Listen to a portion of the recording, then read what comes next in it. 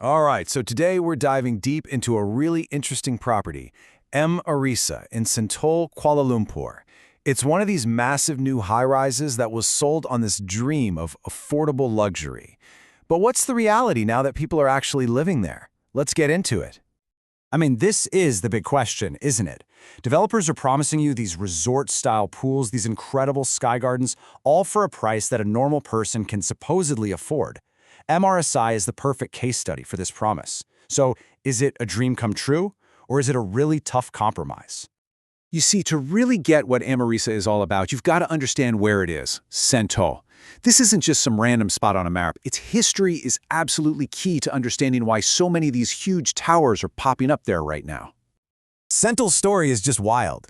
It started out way back in the early 1900s as this tough, blue-collar town, the absolute heart of the Malayan railways. Then boom, in the 2000s, a big developer, YTL, comes in and starts building these super high-end, iconic buildings like the Capers. But Mah Arisa? It's part of a whole new wave, this post-2019 explosion of a super high-density corridor that's aimed right at the middle class. So what exactly is this affordable luxury that developers are selling? Well, the playbook is pretty simple. You keep all the cool Instagram-worthy facilities, the fancy pools, the nice gyms, but you make the apartments themselves smaller. Why? To keep the final price tag under that magic number of $500,000 ringgit. It makes it just about reachable for that middle income or M40 group. It's a very strategic trade-off. Okay, so let's look at the dream they were selling. Let's start with the bull case. What makes a project like M Arisa look so good on paper? What were all the reasons you'd be super excited to buy a place here? And man, the pitch was good. First off, it's freehold land in Kuala Lumpur. That's a huge deal. The whole design is this urban forest concept, promising all this greenery in the middle of a concrete jungle. It's got some genuinely modern tech, but the feature that really stands out is this clever solution to a problem that every single person living in a high-rise absolutely hates. We've all been there, right? You get home after a long, exhausting day, and you have to drive up this dizzying, nauseating spiral ramp, floor after floor after floor, just to get to your parking spot. It's this daily frustration that just chips away at you.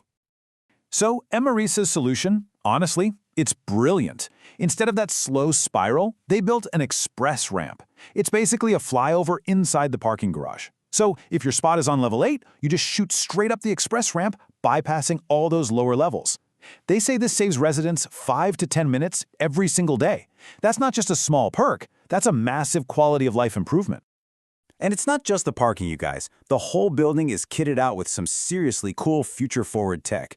You've got multi-level sky gardens, a pneumatic waste system, which means no more stinky garbage rooms. Your trash just gets sucked away through pipes. Add in rainwater harvesting and EV charging stations, and you've got a building that feels modern and sustainable. Okay, that all sounds amazing, right? A green, high-tech home with a genius parking solution. But, there's a but coming. It's time to flip the coin and look at the bear case. Let's talk about the on-the-ground reality of actually living in and investing in M Arisa.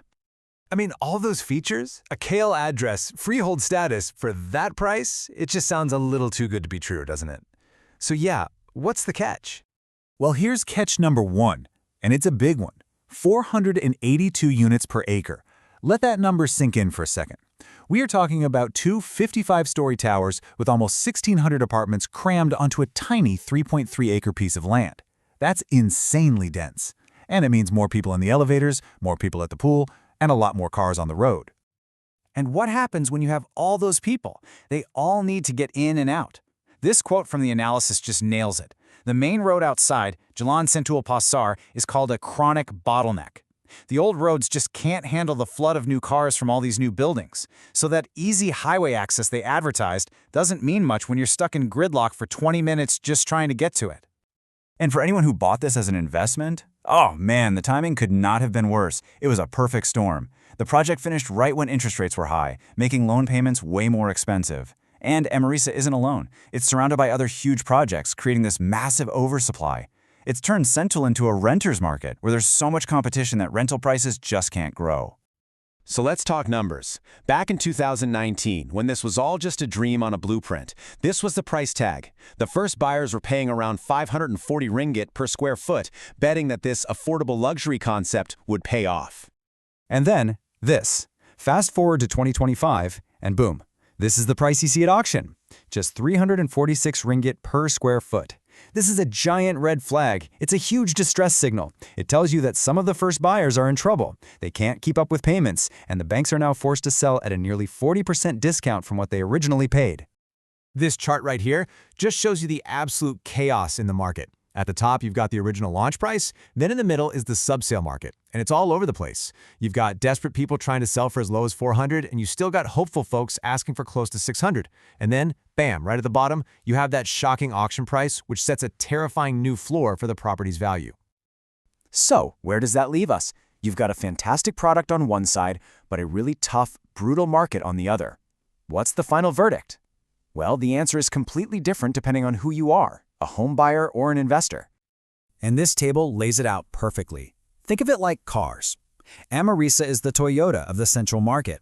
It's not the budget Proton. That's the Skywani project next door, where rents are way cheaper. And it's not the luxury Lexus, like the Capers, which can command super high rents. M Arisa is stuck right in the middle, and it's getting squeezed from both sides. So here's the bottom line. For home buyers, people actually looking for a place to live, M Arisa can still be a fantastic upgrade from an older rundown apartment. The facilities are great. Just be realistic about the traffic and try to get a unit facing away from the noisy main road. Now for investors, listen up. Do not pay anything close to the launch price. The only real opportunity here is to hunt for those distressed sales or auctions. A target price somewhere between 400 and 450 per square foot is a much safer, more defensive way to get in. In the end, M Arisa has this incredible story, right? It's a textbook example of a really well-designed building with great ideas that just slammed into a really rough market. And it leaves us with this big question. Is this high-density, affordable luxury model the future of how we'll live in cities, or is it a cautionary tale? The truth, as always, is probably somewhere in between.